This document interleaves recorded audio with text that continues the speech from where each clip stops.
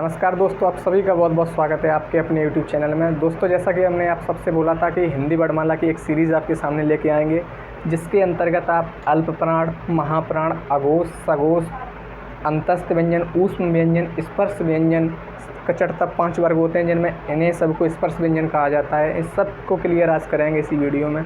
कल कुछ भाइयों का कमेंट आ रहा था कि सर SSC GD के लिए भी हिंदी पढ़ाइए, तो मैं आप सबको बता दूं कि UPSSC फॉरेस्ट गार्ड की जो हिंदी है वो सबसे कठिन मानी जाती है। अगर ये हिंदी आपने पढ़ ली तो SSC GD के लिए आपको अलग से कोई हिंदी पढ़ने की आवश्यकता नहीं है। तो आइए बिना वक्त गवाए वीडियो को स्टार्ट करते हैं। दोस्तों, आप जब सब जानते हैं कि अल्प प्राण और महाप्राण ध्वनियाँ कौन सी होती हैं, नहीं जानते हैं तो मैं आपको बताने वाला हूँ। अल्प प्राण मतलब होता है कि मुख से ध्वनि की मुख से जो हवा है वो थोड़ी कम निकले, और महाप्राण में मुख से हवा ज़्यादा निकले। अल्प प्राण मतलब प्रत्येक वर्ग का पहला, तीसरा और पाँचवां व्यंजन होता है, जबकि महाप्राण दूसरा, चौथा व्यंजन होता है। आप सब जानते हैं कि वर्ग में 5 ही शब्द आ सकते हैं कचड़ता। ये 5 वर्ग हैं, इनमें 1, 2, 3, 4, 5। तो अल्प प्राण में यदि 1 और 3, 5 आ गया तो जाहिर सी बात है 2 और 4 बचा है वो महाप्राण के लिए चला जाएगा। कभी कभी ये डायरेक्ट क्वेश्चन आता है, पिछली वीडियो में मैंने बताया था कि अल्प प्राण की ध्वनियाँ कितनी है, क्वेश्चन पूछा हुआ है। ये भी पूछ लेता है कि महाप्राण की टोटल ध्वनियाँ कितनी होती हैं। तो अल्प प्राण में पहला, तीसरा और पाँचवां व्यंजन आ गया, और इसमें अंतस्थ व्यंजन भी आते हैं, तो इन्हें डायरेक्ट आप याद कर सकते हैं 135 अंतस्थ, खत्म करें। महाप्राण के लिए भी दो ऐसे याद कर लें कि 24 ऊष्म। ऊष्म ध्वनियाँ कौन सी होती हैं? सा और हा। अंतस्थ व्यंजन कौन से होते हैं? या, रा, ला, वा। पिछले बार एग्जाम्स में एक क्वेश्चन आया था कि अंतस्थ व्यंजन को और भी किस नाम से जानते हैं, तो इन्हें वात्सल्य व्यंजन भी कहते हैं। या, रा, ला, वा। या और रा को अर्ध स्वर भी कहते हैं। अघोष ध्वनियाँ कौन सी होती हैं? जिनमें स्वर तंत्रियों में कंपन ना हो वो अघोष, और स्वर तंत्रियों में कंपन हो वो सघोष। अघोष ध्वनियाँ कौन सी होती हैं? प्रत्येक वर्ग का पहला और दूसरा अघोष, और इसी में ऊष्म आते हैं, तो इन्हें डायरेक्ट याद आप बोल सकते हैं कि 12 ऊष्म अघोष, जो बचा वो सघोष। इनकी ये ट्रिक हो गई याद करने की।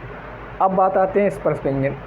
5 वर्ग होते हैं, इनका कभी कभी डायरेक्टली क्रम भी पूछ लेता है, तो बच्चे कभी कभी क्रम में गड़बड़ा जाते हैं। तो आपको याद रखना है कचट तक 5 वर्ग 25, एक वर्ग में 5 तो 5 वर्ग में 25। इन तीनों को का, खा और गा, इनको नवीन विकसित ध्वनियाँ भी कहते हैं। सारे क्वेश्चंस आए हुए हैं, मैंने आपके लिए यही क्वेश्चन उठाए क्योंकि फॉरेस्ट गार्ड की हिंदी थोड़ी कठिन होती है, तो हो सकता है कि आपको इनमें से एक आध क्वेश्चन जरूर मिल जाए।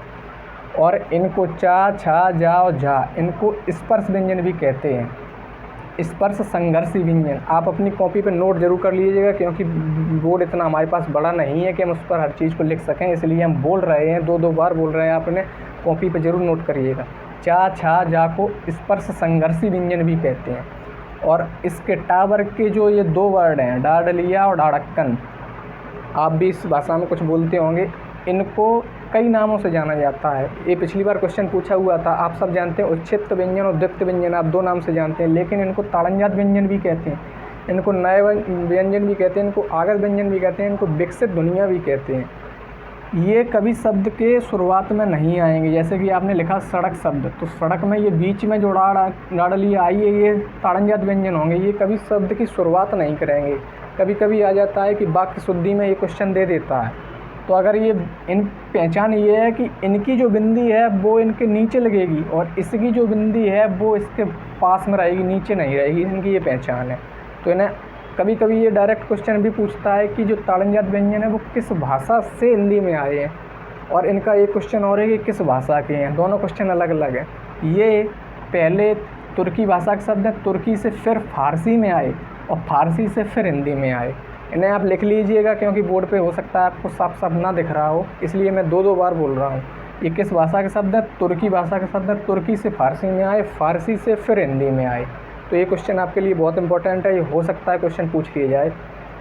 अब सा, हा ऊष्म व्यंजन है, इन्हें साकार व्यंजन भी कहते हैं। साकार व्यंजन कह लें या संघर्षी व्यंजन भी कहते हैं। स्पर्श शब्द जब जुड़ेगा, पूछे स्पर्श संघर्षी तो चा, छा, जा।